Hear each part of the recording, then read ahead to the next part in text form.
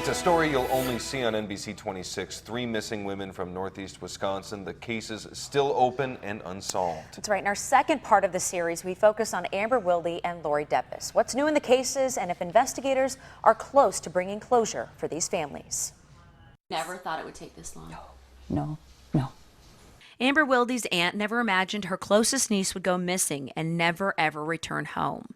Amber Wilde was a 19-year-old student at UW Green Bay and pregnant when she went missing in September of 1998. Her car was found in a parking lot. Person's cell phone and keys were inside. Went up to Packers games, walked around town to the bars, handed out flyers. There was never any sign of the teen. Green Bay police have been handling the case and in recent months had new developments. There's some unanswered questions about where these individuals were the night of that Amber went missing. Detectives David Graff and Lee Kingston took over the case with a fresh set of eyes. Recently unsealed court documents reveal persons of interest. Now, detectives say they won't talk with police, and NBC 26 is choosing not to name those people as they have not been charged. And a history of that with at least one of the suspects from the beginning of the investigation. They're not hard questions, and they're not necessarily, innocence or guilt questions. They're, something you said here doesn't make sense with here, or we found something that, can you explain to us? Many searches were done in an effort to find Amber's remains.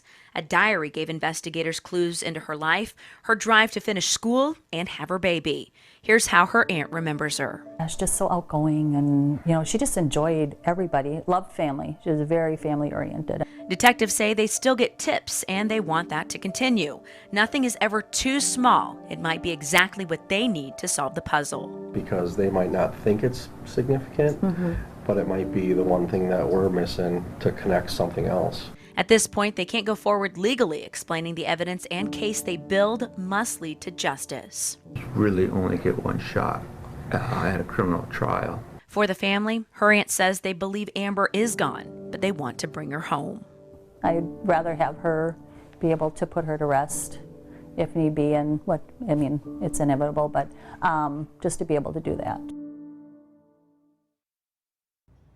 Now, in the Lori Deppis case, it's been more than 24 years since she vanished after working her shift at the Fox River Mall.